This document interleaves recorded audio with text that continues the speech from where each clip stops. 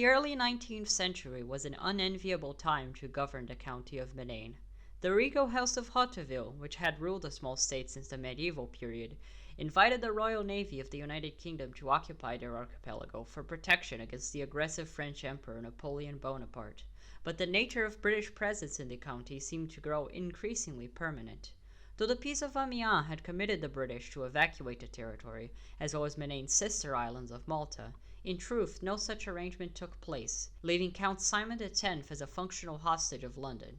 It was thanks only to the cautious approach of London's Foreign Secretary Castlereagh and the adequate courtesy of Menaine's own Minister of Foreign Relations Jacques de Henryville that the English troops were compelled to exit Badr by 1816, albeit not before securing from the Hautevilles hefty commercial concessions, guaranteeing for the time being an alignment of the realm to British interests. Securing Mennaine independence from the United Kingdom was only the first existential threat that the small country would have to face upon the turn of the century. Though Napoleon was defeated and left impotent in St. Helena, the nationalistic fervor which the revolution had unleashed upon Europe was here to stay. While today Mennaine is almost always thought of as a distinct nation and a unique people, this was not as clear of a judgment in that nascent period of European nationalism. The archipelago's populace had always largely considered themselves as Latins, distinguished primarily from the Moors of Mephibosheth and the Arabs of the continent rather than any Western Mediterranean peoples.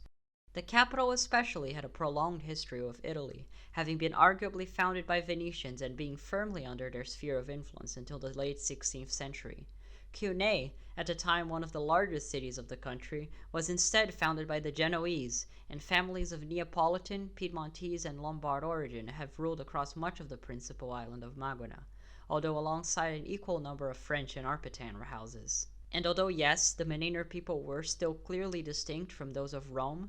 the Romans themselves were arguably just as different from the Milanese, Florentines, or Sicilians, and yet Italians they all still were.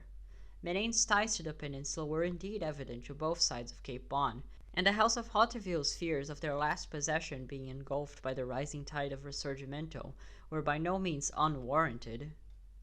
In 1832, Henry III of Hauteville passed away with no sons, leaving his eldest daughter Jezebel to ascend the position of countess. Her record of liberal sympathy gave her few friends in the palace, and although she was eventually allowed to inherit the crown, she would do so as co-sovereign alongside her husband, Emilze of Simonina.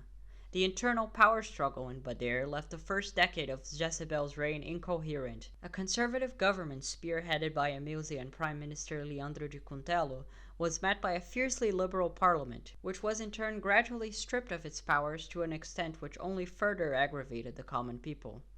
This decade of incompetence culminated in a short-lived Republican insurgency in the year of 1848, which allowed for the Countess an opportunity to assert her ultimate sovereignty in a palace coup, after which the revolt was quelled peacefully and a new constitution ratified.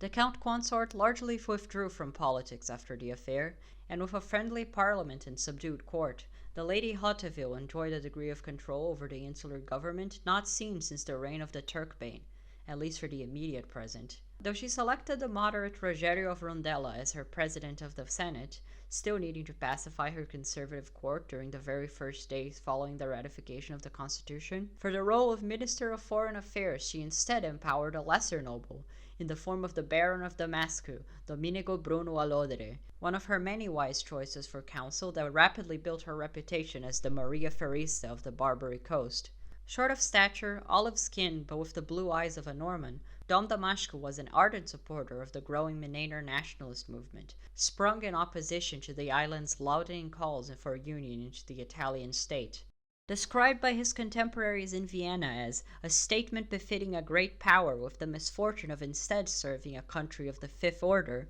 Damasco was exceptionally gifted at courting Menaine's enemies and making of them strategic partners. Indeed, the Italian question had opened a chasm in the liberal movement which grew increasingly unmendable, and if Mennaine was not even internally decided on the future of its independence, it would be nearly impossible to oppose any Italian offensive. To the advantage of Damasco and Jezebel was the tumultuous struggle which the Kingdom of Sardinia-Piedmont was locked into in 1849, fighting a losing war against the House of Habsburg over the latter's domination of the majority of the peninsula, as well as banking on Menaine's long-standing ties to the British for protection. However, the foreign minister believed that Austria's days as rulers of Italy were numbered, independent of the outcome of 1849, and that the antagonism of the House of Savoy would result only in an excuse for Italian annexation. Even if the United Kingdom committed themselves to protecting the islands, it would only take a moment of British distraction anywhere in her vast empire for the domains of the House of Hauteville to be occupied by a new Italian kingdom. As such, Mennaine would have to appease both powers, and frame themselves as a state friendly to the Italian struggle while still segregated from it. Much like in the even smaller country of San Marino, Mennaine allowed for prominent Italian nationalists to take refuge in its borders, building good relations with important figures such as Garibaldi and Mazzini, albeit neither directly fled to the islands themselves. Internally, however, the Crown and Bader began to sponsor Mennainer culture extensively, subsidizing nationalist historians such as Benjamin Veleiro, famous for compiling the history of the archipelago from the reign of Salah al-Yazid to that of Jan Louis of Hauteville, artists such as Piero Alcuncenha and Hanu Rojo, and writers such as Ana Maria de Cerejeras. New constructions in Islamo-Mennainer style began to be erected in Bader, Ubada, and Yankarf, and abandoned Norman keeps and colons were renovated and opened to the public. These efforts served to instill in the island's people a discretion for their own unique identity, cultivating a Mennainer national project that could resist the allure of union with Turin.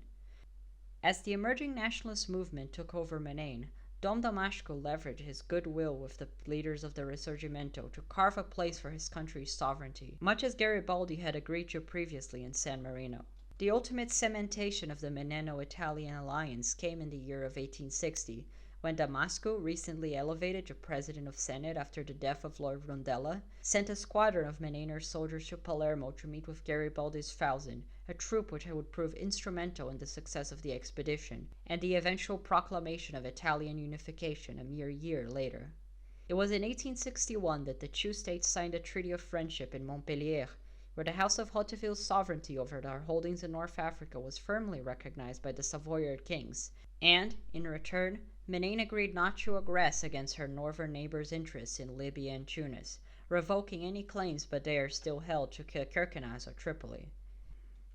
For their ingratiation with Britain, Damasco convinced Queen Victoria to wed her daughter Alice to Jezebel's eldest, Prince Henry of Bader, in 1862. This alone secured some degree of British interest in the security of the small country, though also forced Damascus to explain himself to a concerned foreign minister Camillo Benzo of Italy, to whom he said his ties with the British were an act of protection against French aggression rather than Italian. This seems to have largely satisfied the delegate, as Italo-Mennainer relations would remain largely cordial until the year of 1881, when the French seizure of Tunis brought the Italian government into disrepair. Montpellier would prove Damascus' crowning achievement, but also unfortunately his last of significance, as by the start of the winter of 1862, the president would suddenly die of stroke. Damasco found Mennaine a state threatened in all directions, an insecure pawn in a board much beyond its capacity to influence, and whose future seemed doomed by one avenue or the other. It was, then, a small miracle that he left it in a state of almost complete diplomatic security, and it would hardly be an exaggeration to credit the man alone with the survival of Europe's oldest dynasty.